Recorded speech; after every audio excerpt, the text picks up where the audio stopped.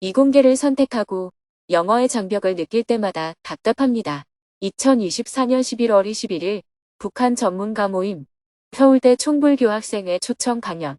안녕하세요. 서울정토회관의 아침이 밝았습니다. 스님은 새벽 수행과 명상을 마친 후 평화재단으로 향했습니다. 오늘은 한 달에 한 번 북한 전문가들과 북한의 현재 상황을 점검하고 한반도의 평화를 위해 대화를 나누는 날입니다. 평화재단 실무자들이 준비한 밥상으로 아침 식사를 한 후 북한 주민들의 생활 상황을 살피고 환율과 식량 가격의 변화를 점검했습니다. 러시아와 우크라이나의 전쟁에 북한군이 파병된 이후의 변화 추이, 트럼프 재선으로 인한 국제 정세의 변화 등 여러 가지 주제로 대화를 나누었습니다. 북한 전문가들을 배웅한 후 내년도 일정에 대해 점검하고 다시 평화재단을 찾아온 손님을 맞이했습니다. 11시 30분에 점심 식사를 같이 하고 접견실에서 1시간 동안 대화를 나누었습니다. 오후 1시 20분에는 외부에서 사회 인사를 만나 시국 현안에 대해 이야기를 나누었습니다. 2시간 동안 미팅을 한 후 다시 서울정토회관으로 돌아왔습니다. 해가 저물고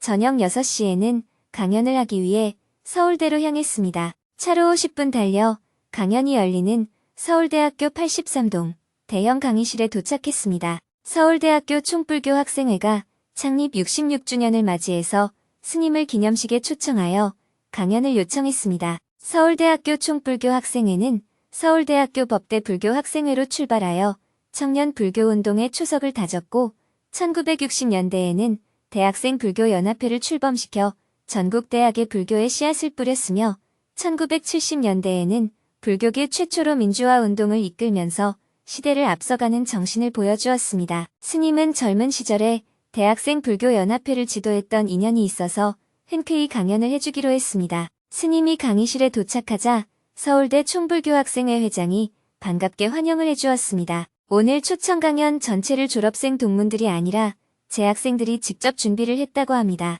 저녁 7시가 되자 삼귀이 반야심경을 봉독하며 초청 강연을 시작했습니다. 서울대 재학생과 일반인들을 포함하여 250여 명이 자리를 가득 메웠습니다. 먼저 총불교학생회 지도법사를 맡고 있는 운성 스님이 인사말을 했습니다. 오늘 제가 너무나도 존경하는 법륜 스님이 서울대학교에 오시니 너무 떨립니다. 그래서 다른 말을 못하겠어요. 여러분 모두를 환영합니다. 다음은 동문회 회장이 축하 인사를 했습니다. 제가 41년 전에 법륜 스님을 모시고 경주 망월사에서 4박 5일 동안 수련을 했었습니다. 그때 죽도록 고생한 기억이 납니다. 경주 남산의 여러 골짜기를 순례했는데 경주 남산이 그렇게 험한 줄 처음 알았습니다. 스님께서 좋은 강연도 많이 해주셨는데 그건 하나도 기억이 안 나고 고생했던 기억만 납니다. 여러분이 오늘 만난 불법 인연이 삶의 원천이 되기를 바랍니다. 이어서 스님이 무대 위로 걸어 나오자 모두가 환호를 했습니다. 청중은 3배의 예로 법문을 청했습니다. 스님은 서울대 총불교학생회와의 인연을 소개하며 대화를 시작했습니다. 오늘 서울대학교 총불교 학생회 창립 66주년을 진심으로 축하드립니다. 이곳에 오면서 문득 예전에 저희 스승님이신 불심도문 큰 스님이 하셨던 일이 생각났습니다. 큰 스님께서는 서울대 법대 불교학생회 지도법사를 하셨고 또한 총불교 학생회 지도법사까지 역임하셨습니다. 그리고 이곳에 와서 총불교 학생회 동문회 회장님을 만났는데 옛날 경주에서 같이 수련했던 일이 함께 떠올랐습니다. 제가 많은 것을 가르쳐 준 것 같은데 동문회 회장님 말씀이 그때 배웠던 좋은 기억들은 아무것도 생각이 안 나고 고생한 것만 기억에 남는다고 합니다. 그래서 앞으로 수련을 할 때는 강의 같은 것은 하지 말고 고생만 시키면 되겠구나. 이런 짓궂은 생각이 드네요. 저는 인생을 살아가는 데 있어 이렇다 저렇다 하는 정답이 따로 있다고 생각하지 않습니다. 기본적으로 자기 좋을 대로 살면 된다. 이렇게 생각합니다. 그런데 문제는 자기 좋을 대로 사는데 괴로워하는 사람들이 있다는 것입니다. 자기가 좋아서 먹어놓고 배가 아프다고 하듯이 자기가 좋아서 연애하거나 결혼을 해놓고선 죽겠다고 아우성을 치잖아요. 그럴 때 왜 그럴까? 하는 의문을 품게 됩니다. 누가 그렇게 하라는 것도 아니었고 자기가 좋아서 해놓고 괴로워하니까 무엇이 잘못되었을까? 이렇게 돌아볼 필요가 있다는 것이죠. 증문즉설이란 여러분이 살아가면서 겪는 여러 가지 괴로운 일들에 대해 대화를 통해서 문제를 풀어나가는 대화입니다. 스스로가 좋아서 시작했는데 왜 그런 문제가 생겼을까? 이렇게 원인을 규명해 보고 그 원인을 제거할 때 괴로움이 없어지게 되는 대화라고 할 수 있습니다. 강연장에는 서울대학교 학생들이 많이 참석했는데요. 스님은 증문즉설을 하기 전에 학생들이 불교에 좀 더 관심을 갖도록 하기 위해 다른 종교와 차별화되는 불교만의 독특함에 대해 설명을 했습니다. 여러분은 불교에 관심이 있어서 이 자리에 모였을 텐데요. 불교만의 독특함이 무엇일까요? 그 얘기를 조금 해드리겠습니다. 이 세상에서 부처님이 처음 말한 것이 여러 개가 있겠지만 저는 가장 대표적인 것이 두 가지라고 생각해요. 첫째 연기법이고 둘째 중도입니다. 연기법은 이 세상을 우리가 어떻게 볼 것인지에 대한 세계관을 말합니다. 중도란 우리가 어떻게 실천할지에 대한 실천관을 말합니다. 이 두 가지 역시 연관되어 있습니다. 연기법이기 때문에 중도이고 중도이기 때문에 연기법이라고 말할 수 있습니다. 불교의 세계관, 모든 존재는 서로 연관되어 있다. 부처님 당시에는 그것이 어떤 철학이든 어떤 종교든 모든 사상의 세계관이 이 세상을 개별 존재의 집합이라고 보았습니다. 예부터 삼라는 만상이다. 이렇게 표현하곤 했죠. 개별 존재는 각각 자기라고 하는 독특한 특성을 갖는데 그런 개별 존재의 집합이 이 세상이라는 겁니다. 사회라는 것은 사람들의 집합 아닙니까? 그래서 사회의 기본 특징에 대해 홉스는 만인에 대한 만인의 투쟁이라고 정의했습니다. 그것처럼 이 세상을 개별 존재의 집합이라고 보았기 때문에 자연 현상에 대해서도 약육강식, 적자생존 이렇게 이해했던 것입니다. 다윈은 모든 존재가 원래부터 그렇게 있었던 게 아니고 뭔가 변해서 점점 진화해 온 것이라고 생각했어요. 수많은 화석을 진열해 놓고 보니까 처음부터 하나님이 만들어서 이렇게 된 게 아니고 점점 변화해 온 것이구나 하는 사실을 발견해서 그걸 진화라고 표현했습니다. 그러나 진화의 원리가 무엇인지는 몰랐어요. 그 후 진화의 원리에 대해서는 많은 이론이 나왔습니다. 적자생존, 용불용설 등 온갖 이론이 나왔다가 돌연변이설까지 나왔고 최근에 와서는 유전자까지 나오게 된 것입니다. 이런 진화의 원리를 적자생존 또는 약육강식이라고 이해한 이유는 이 세계가 개별 존재의 집합이라고 봤기 때문입니다. 뱀이 개구리를 잡아먹듯이 모든 존재가 적자생존과 약육강식의 원리로 살아간다고 생각한 겁니다. 그런데 부처님께서 깨달음을 얻고 나서 이 세계를 있는 그대로 보았더니 어떤 존재도 개별적 단독자라는 것은 없고 서로 연관되어 존재한다는 사실을 발견한 겁니다. 이것이 연기법이에요. 말미암을 연 일어날기, 즉 말미암아 일어난다는 거죠. 이것은 그 당시에 누구도 생각해보지 못한 불교만의 독특함이었습니다. 부처님께서 보리수 아래에서 깨달음을 얻으셨다고 할 때 무엇을 깨달았느냐? 바로 연기법을 깨달았다는 것입니다. 즉, 우리가 알고 있는 세계와 실제 세계가 다르다는 거예요. 우리가 알고 있는 세계는 개별 존재의 집합인데 실제의 세계는 연기된 세계라는 겁니다. 이에 대해서 부처님께서는 한마디로 이렇게 표현했습니다. 이것이 있으므로 저것이 있고 이것이 없으면 저것도 없다. 이것이 생겨남으로 저것이 생겨나고 이것이 사라지면 저것도 사라진다. 이 문장에서 이것이 있으므로 저것이 있고 이것이 없으면 저것이 없다라고 하는 것은 공간적 연관을 뜻합니다.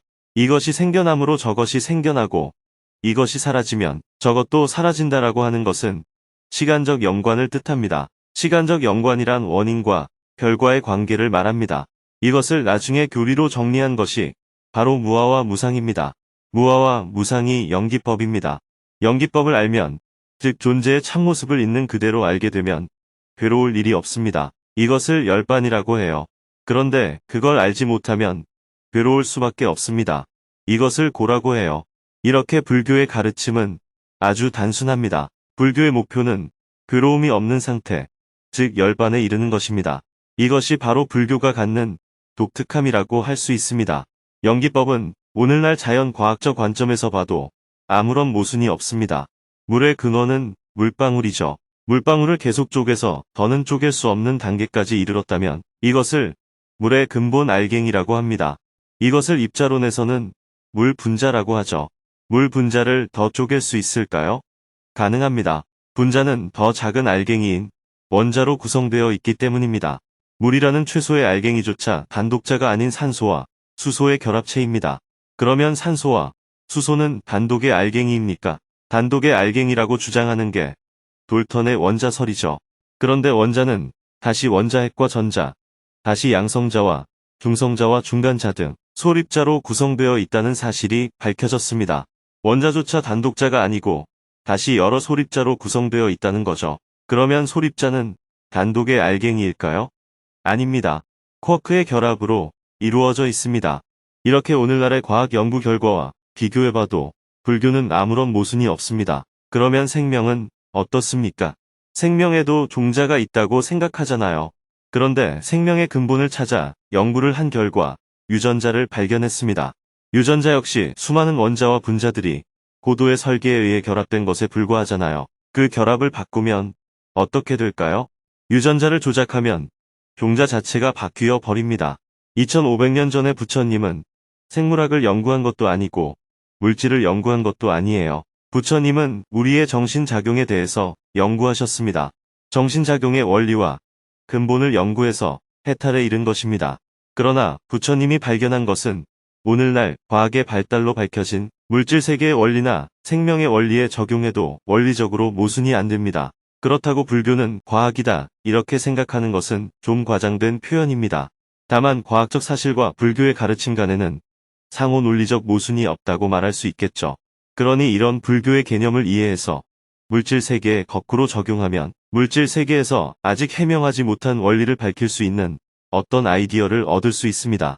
특히 연기법은 물질 세계든 생명 세계든 어디에든 적용할 수 있습니다. 오늘날 사회과학이라는 것도 일종의 연기법이라고 볼 수 있습니다. 공간적 연관뿐만 아니라 시간적인 연관도 마찬가지예요. 시간적인 연관이 바로 인연과 보입니다. 불교의 실천론.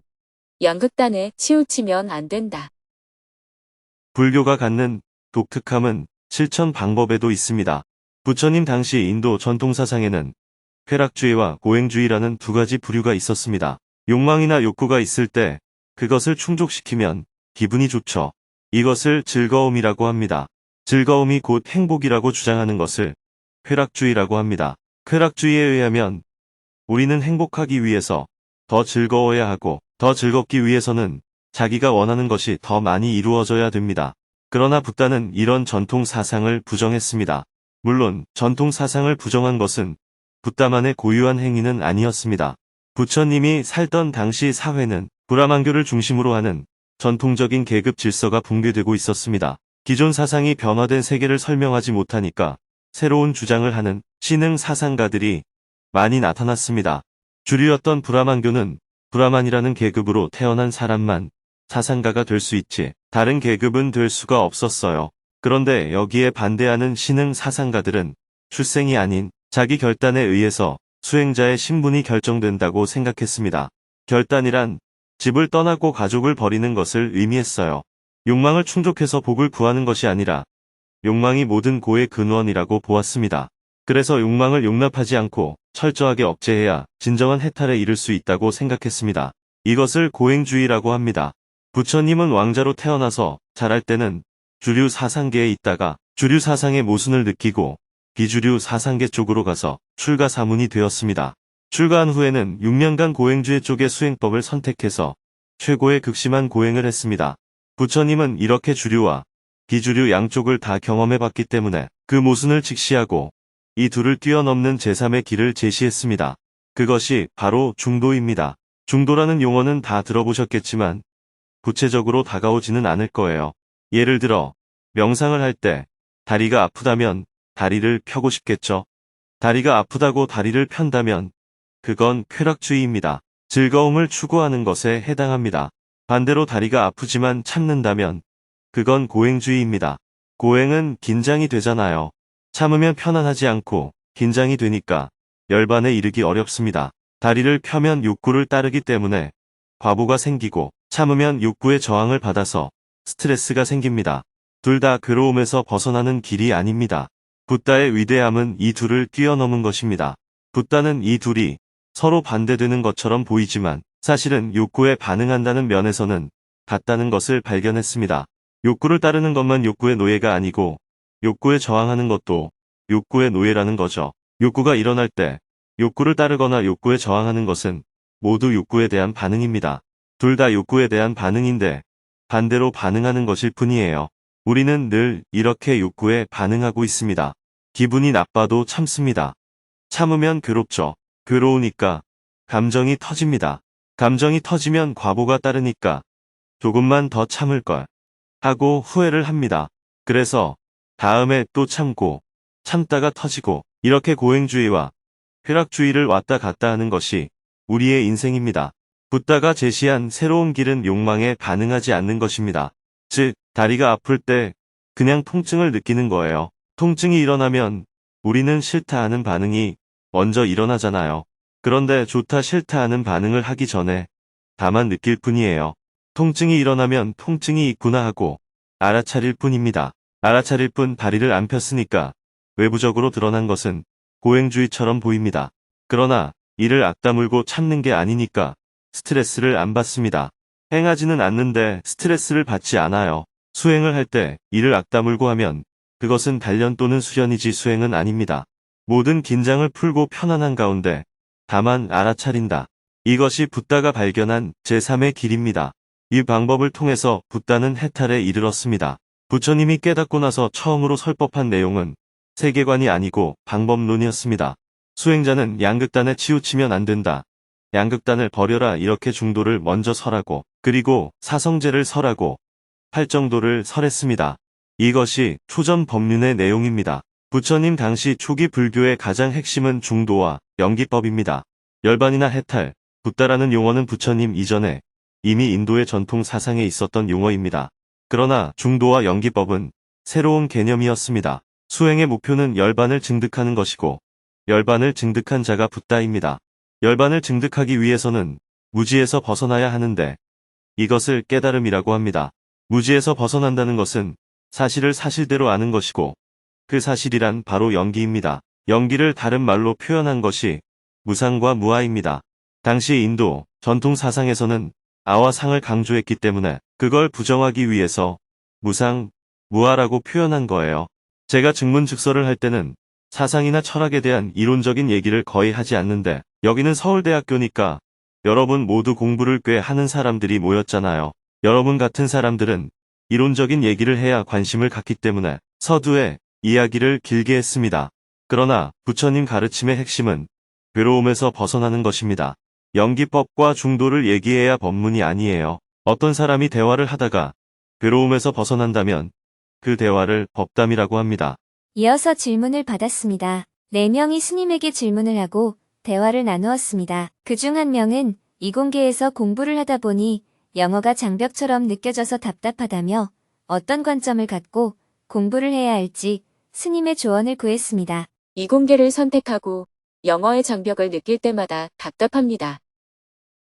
저는 이공계 대학원 진학을 준비 중입니다. 이공계는 지식이 거의 다 영어로 되어 있습니다. 글로 써진 영어 자료는 번역해서 다루면 되지만 발표를 하거나 상대와 소통을 할 때 또는 저의 아이디어로 상대를 설득해야 할 때는 영어가 하나의 장벽으로 다가옵니다. 저는 토종 한국인이어서 그런지 영어가 아니라 한국어를 모국어로 사용하는 것에 대해서 아쉬운 생각이 더 듭니다. 사실 우리나라가 세계적으로 보았을 때 정말 좋은 환경인 것도 알고 비교적 평화로운 시대여서 학문과 연구에 집중할 수 있는 좋은 조건인 것도 알고 있지만 아무래도 사람이란 욕망의 존재이다 보니 영어를 모국어로 사용하는 사람에 비해서는 불만족스러운 점이 계속 느껴집니다. 제 생각에 이공계에서는 한국어의 유용성이 하나도 없는 것 같습니다. 그래서 영어의 장벽을 느낄 때마다 답답한 마음이 자꾸 드는데 어떻게 관점을 가져야 할까요? 학생이 좋은 대학은 가고 싶고 공부는 하기 싫다고 말하는 것과 똑같습니다. 공부가 하기 싫으면 좋은 대학을 가겠다는 생각을 버려야 하고 좋은 대학을 가겠다면 하기 싫어도 공부를 해야 합니다. 현재 이공계에서 앞서 있는 분야들은 대부분 영어를 쓰는 국가에서 이미 학문의 생태계를 만들어 놓았어요. 영어를 사용하기 싫다면 이 생태계가 아닌 제3의 생태계를 만들면 됩니다. 중국은 지금 그것을 시도하고 있어요. 중국 역시 독자적인 생태계를 성공적으로 구축할지 아니면 실패할지 기로에 놓여 있습니다. 우리나라는 중국과는 다르게 세계에서 가장 앞서 있는 미국과 동맹 관계에 있고 가장 활발히 교류를 하고 있어요. 초기에 우리가 서양 문물을 받아들일 때는 일본을 한번 거쳐서 받아들였습니다. 그때는 우리가 영어를 몰라도 문제가 없었어요. 왜냐하면 일본이 먼저 서양 문물을 받아들이면서 용어를 다 만들어 두었기 때문입니다. 그러나 지금은 우리가 일본을 거치지 않고 바로 서양 문물을 받아들이기 때문에 우리말로 된 일본말을 쓰지 않고 영어를 바로 써요. 이것은 최첨단에 있는 지식들을 바로 직수입해서 공부하는 것이어서 한번 소화시켜서 건네받은 것과는 차이가 생깁니다. 이렇게 직수입을 하기 때문에 지금 우리가 일본과 경쟁할 수 있는 것이지, 그렇지 않고 예전처럼 일본이 소화시킨 것을 건네받아서는 일본과 경쟁이 될 수가 없어요. 그러니 지금은 영어로 인한 어려움은 달리 해소할 방법이 없는 거예요. 아니면 질문자가 독창적으로 연구를 하면 됩니다. 마치 원효대사처럼요. 원효대사와 의상대사는 요즘 말로 하면 국내파와 유학파예요. 의상은 중국에 가서 중국 최고의 석학인 지엄대사에게 배워서 돌아왔고, 원효는 유학길에 올랐다가 깨달음을 얻고 유학을 가지 않고 국내에 남았습니다. 진실은 마음 가운데 있지 책에 있는 것도 아니고 중국에 있는 것도 아니고 인도에 있는 것도 아니라는 것을 자각했기 때문이에요. 그래서 누구에게 배우지 않고 독창적으로 화엄종을 만들었습니다. 그것처럼 질문자가 지금까지 만들어 놓은 기술을 배운 다음 그 다음 단계의 기술을 독창적으로 연구하여 세계에서 가장 앞서 나가게 되면 후배들은 영어를 배우는 수고를 하지 않게 될 거예요. K-팝의 대표적인 그룹인 BTS는 주로 우리말로 노래를 하고 영어를 양념으로 조금씩 섞습니다. 그렇기 때문에 세계의 모든 사람들이 BTS의 노래를 부르기 위해서 한국말로 따라 불러야 해요.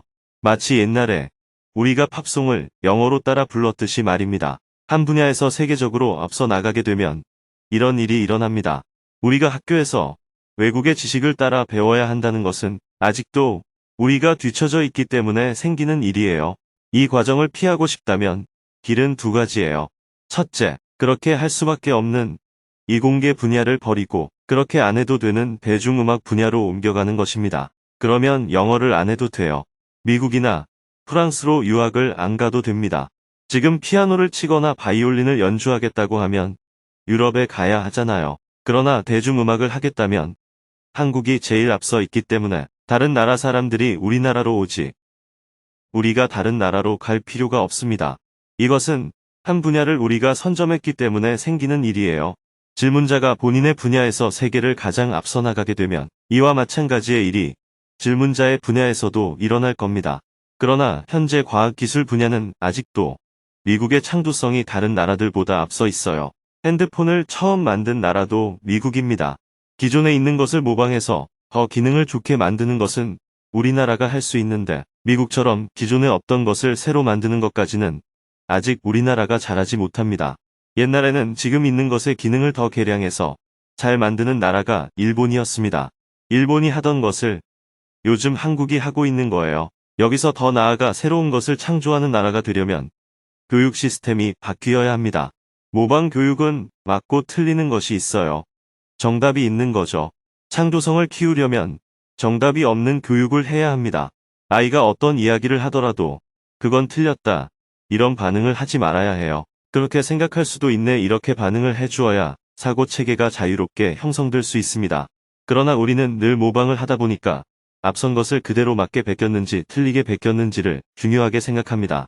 그래서 정답이 늘 있고 정답과 다르면 자꾸만 틀렸다고 지적하는 문화를 갖게 된 것입니다. 대중음악 분야로 가는 것이 첫 번째 선택지라면 두 번째 선택지는 비록 나는 이렇게 배우지만 내 후손들은 이렇게 안 배우도록 하겠다 하고 결심하는 것입니다. 모국어로 학문을 할 수 있도록 해주면 경쟁력이 월등하게 앞서게 되죠.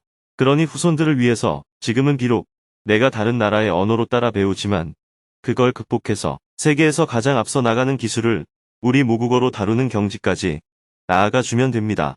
아니면 다른 방법이 없어요. 모방은 한두 번의 실패로 성공할 수 있지만 창조는 1000번을 실패해서 새로운 걸 하나 발견하는 행위입니다. 우리 사회가 창조하는 사회가 되려면 연구원들이 수없는 탐구 과정에서 끊임없이 실패하더라도 이를 용인하는 문화가 있어야 합니다. 그러나 우리는 어릴 때부터 학교에서 등수를 매기고 옳고 그른 것을 따지기 때문에 현재는 그렇게 되기가 어렵습니다. 그러나 어쨌든 우리가 단기간에 모방을 성공적으로 해낸 것은 분명합니다. 모방은 성공적으로 해냈는데 이제 그 다음 과제인 창조가 어떻게 될지는 두고 보아야 합니다. 창조라는 벽에 부딪혀서 일본처럼 가라앉게 될지 아니면 극복하게 될지 조금은 더 두고 봐야 알 수 있을 것입니다. 동양 사람이 서양 사람보다 더욱더 새로운 아이디어를 내려고 하면 자연계 학문만 연구해서는 어려울 가능성이 높습니다. 만약 질문자가 불교를 공부해서 불교적 아이디어를 적용하면 서양 사람들은 생각하지도 못하는 파격적인 접근을 해볼 수 있지 않을까 생각합니다. 서양에서는 사유체계든 물질을 연구하는 방식이든 이미 정해진 방식이 있는데 이것을 전혀 다른 각도에서 바라보는 데에 불교 공부가 큰 도움이 될 거예요. 만약 불교의 가르침을 자연과학과 결합하게 되면 서양 사람들이 생각해내지 못하는 독특한 성과들을 만들어내게 될 것입니다. 역사적으로 보면 항상 변방에서 새로운 창조성이 일어났습니다. 모방만 해서는 문명의 주류를 바꾸기 어려워요. 모방에 익숙한 사회는 오히려 주류 문명이 몰락할 때 함께 몰락할 가능성이 높습니다.